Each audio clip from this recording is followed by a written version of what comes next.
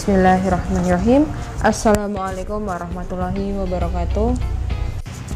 Kembali lagi bersama saya, dan kita akan melanjutkan materi tentang gerak benda dan makhluk hidup di kehidupan sehari-hari. Oke, sebelum kita memulai pembelajaran, silakan berdoa dari rumah masing-masing. Berdoa dimulai.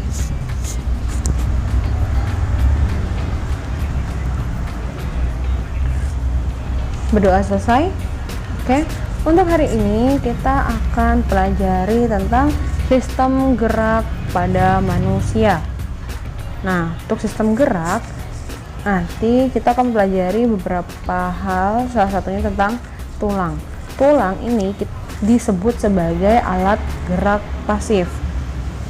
Nah, tulang yang ada di tubuh kita merupakan suatu benda yang keras. Meskipun demikian, tulang bukan suatu benda yang memiliki ukuran tetap. Beberapa bulan sebelum kita dilahirkan, tulang kita tersusun dari kartilago atau tulang rawan. Jadi, kita masuk ke jenis-jenis tulang ya.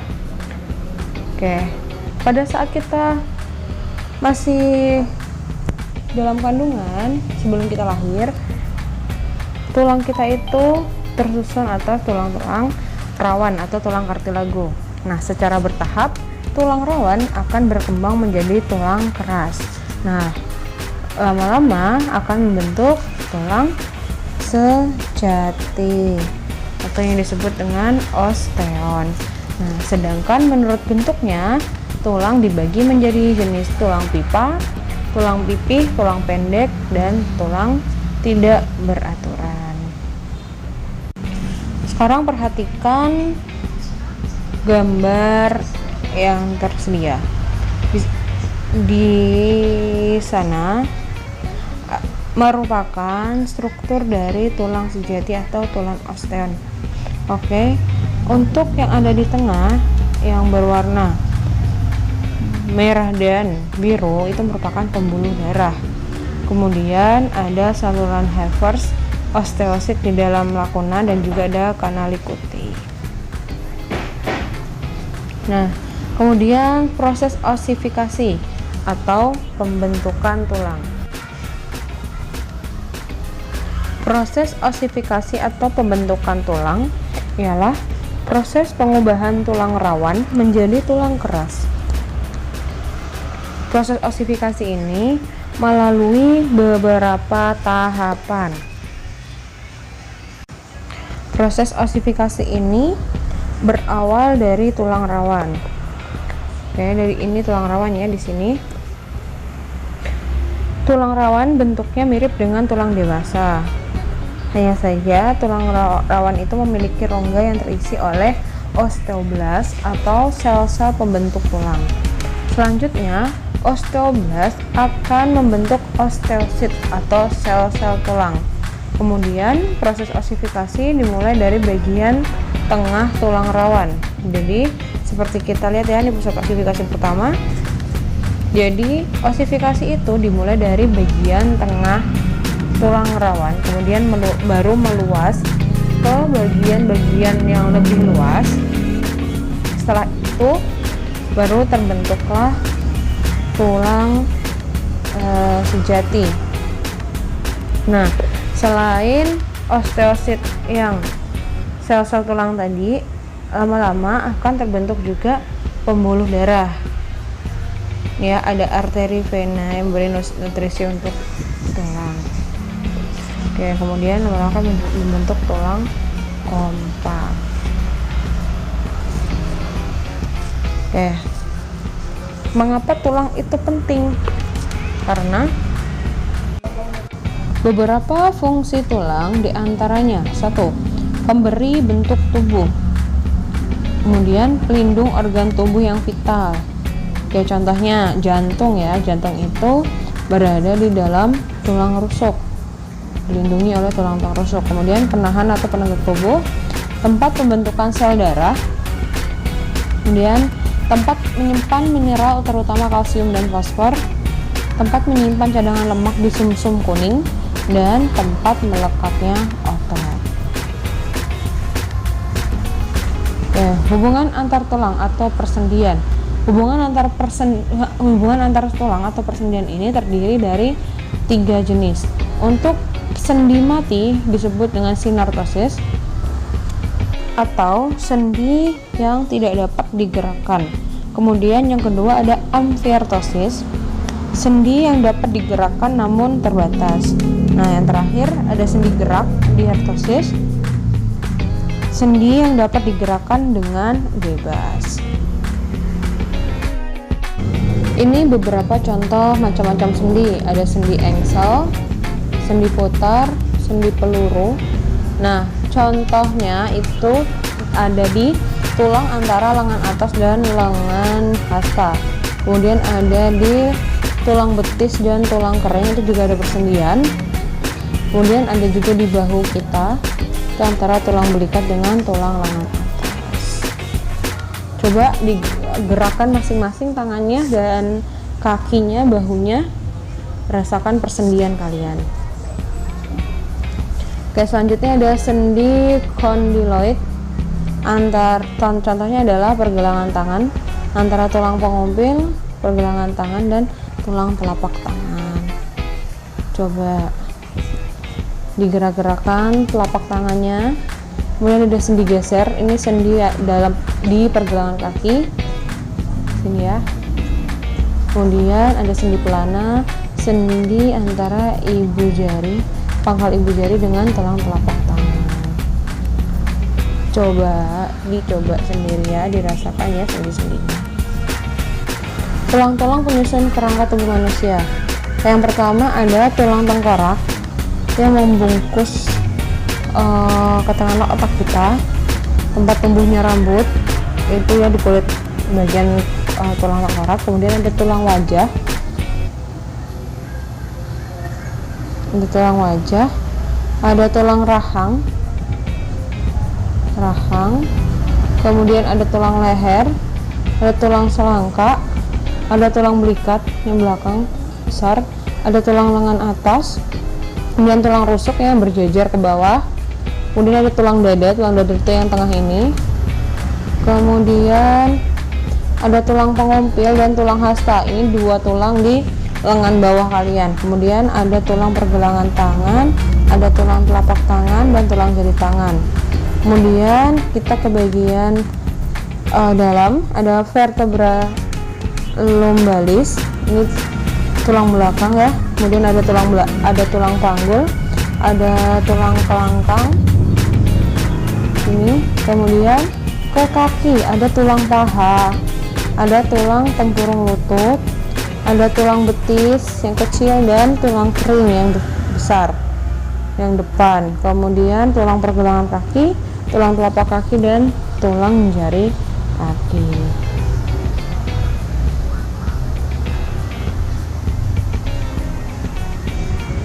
Kerangka tubuh manusia tersusun atas ada rangka aksial atau penyusun badan, kelompok tulang tengkorak, hyoid, ruas tulang belakang, tulang dada, dan tulang rusuk.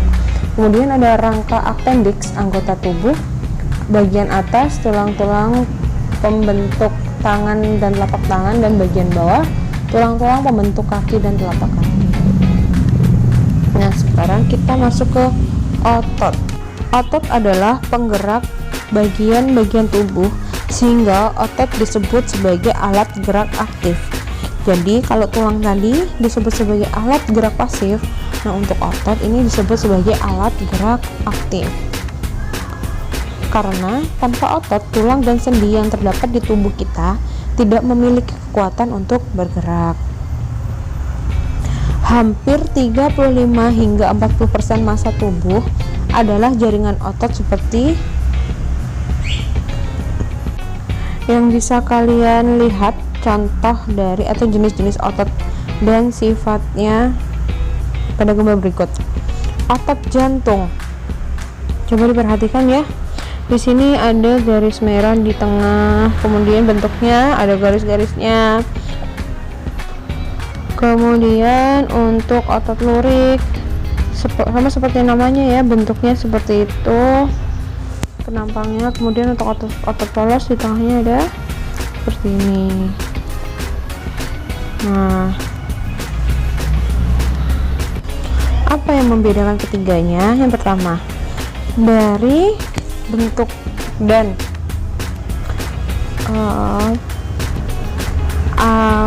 penampangnya itu sudah berbeda ya.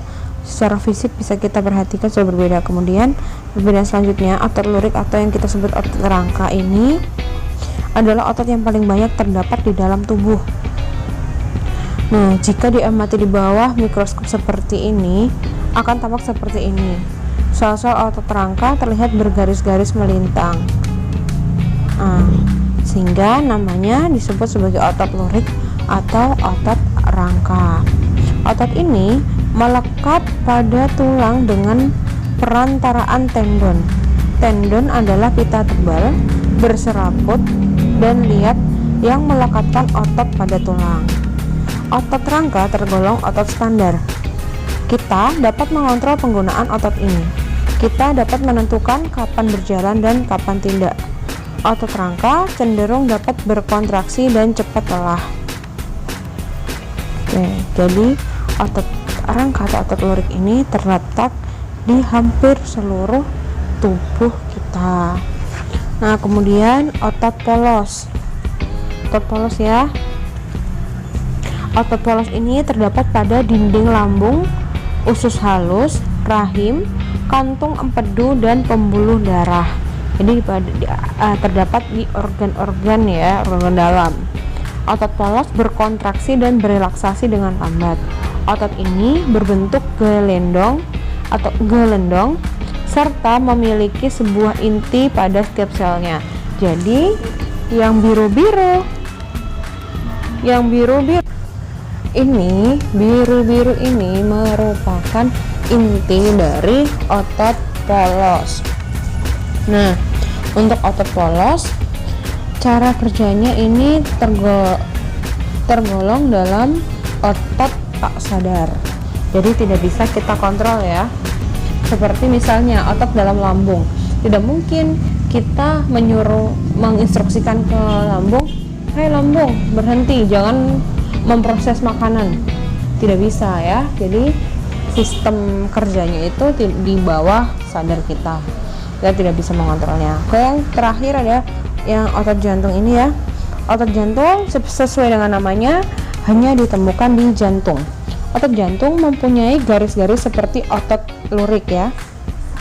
Namun sebaliknya, cara kerja otot jantung mirip otot polos karena tergolong otot tidak sadar.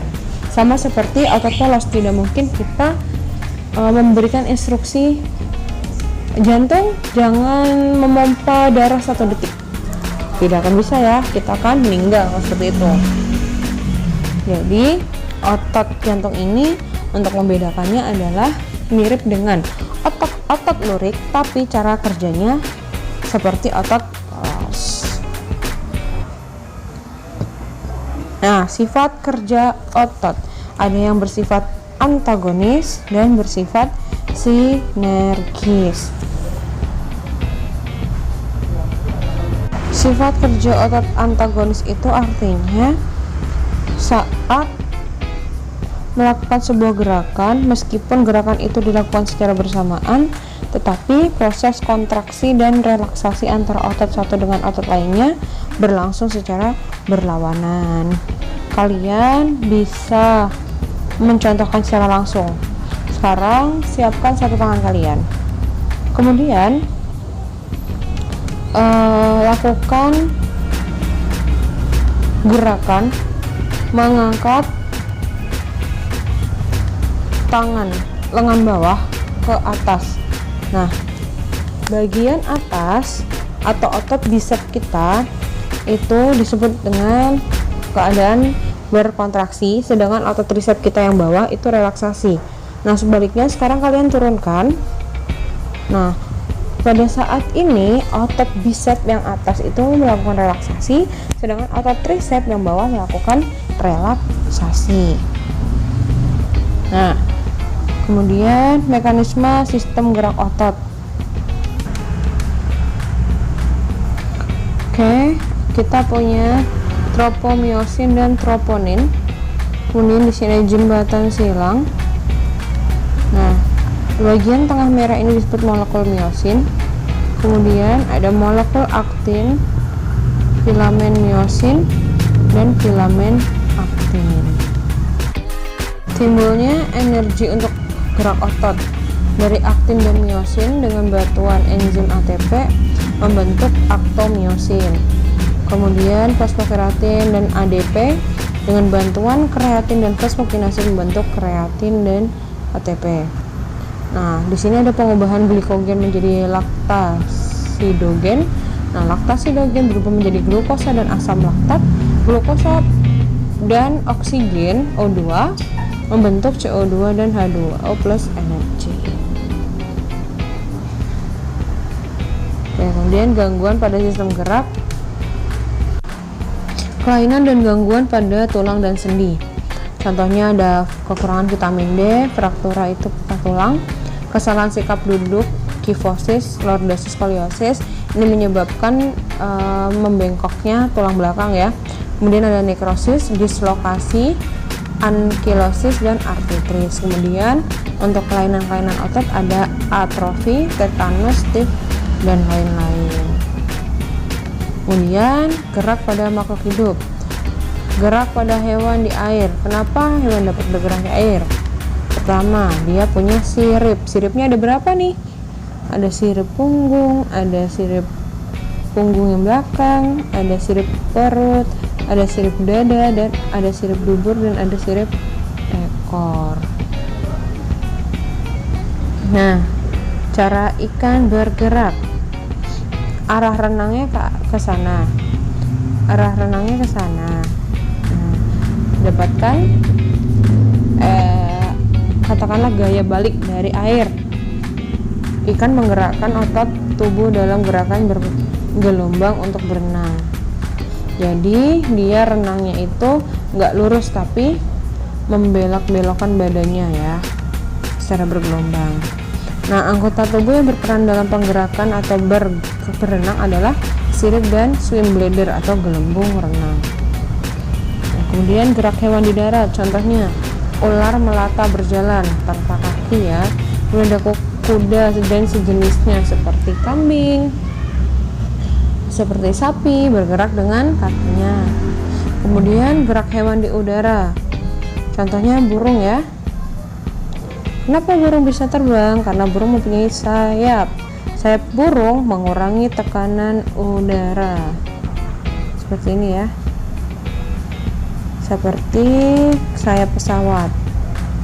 Ini dibuatnya seperti ini.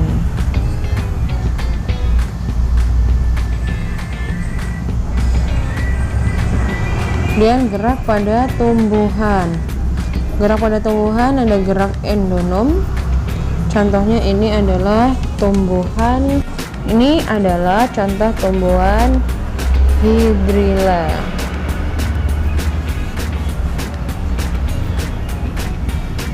Hidrilla verticillata untuk nama ilmiahnya.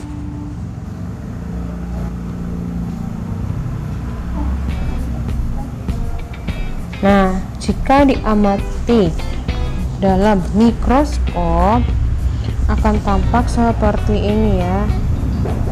Nih. Nah, di situ kita bisa melihat struktur seperti dinding tembok yang di dalamnya terdapat butiran bulat berwarna hijau. Struktur seperti tembok tersebut merupakan sel daun. Di dalam sel daun tersebut terdapat cairan yang disebut sitoplasma. Nah, di dalam sitoplasma itu terdapat butiran bulat berwarna hijau yang disebut dengan kloroplas. Jika kita amati kloroplas tersebut secara cermat, kita akan melihat kloroplas tersebut bergerak berkeliling atau rotasi di dalam sel yang disebut gerak siklosis. Pergerakan tersebut sebenarnya akibat dari pergerakan atau aliran sitoplasma di dalam sel. Gerak ini terjadi secara spontan dan berasal dari dalam sel tumbuhan tersebut. Sehingga gerak endonom adalah gerak yang terjadi akibat rangsangan yang berasal dari dalam sel atau tubuh tumbuhan.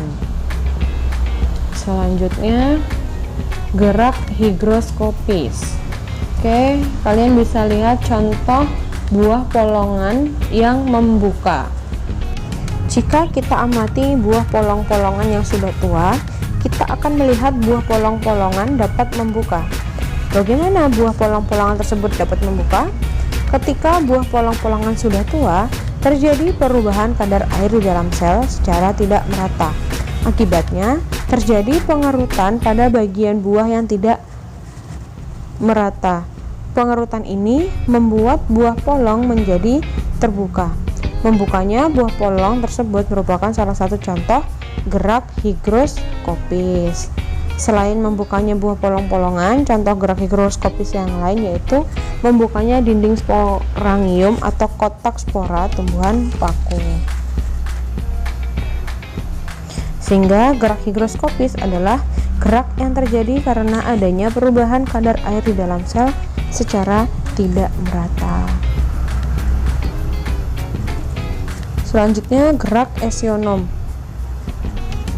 adalah gerak tumbuhan yang disebabkan oleh adanya rangsangan dari luar tubuh tumbuhan atau lingkungan sekitar. Nah, gerak esionom ini terbagi menjadi 3, ada gerak tropisme, gerak taksis, dan gerak nasti. Kita bahas satu-satu. Untuk gerak tropisme,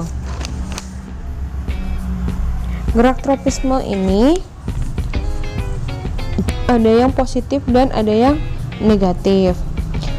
Dikatakan tropisme positif apabila arah gerak tumbuhan yang mendekati arah datangnya rangsang, dan sebaliknya jika arah gerak tumbuhan itu menjauhi rangsang disebut tropisme negatif. Oke, gerak fototropisme. Gerak tropisme yang dipengaruhi oleh rangsangan cahaya. Gerak tropisme juga ada 2 ya.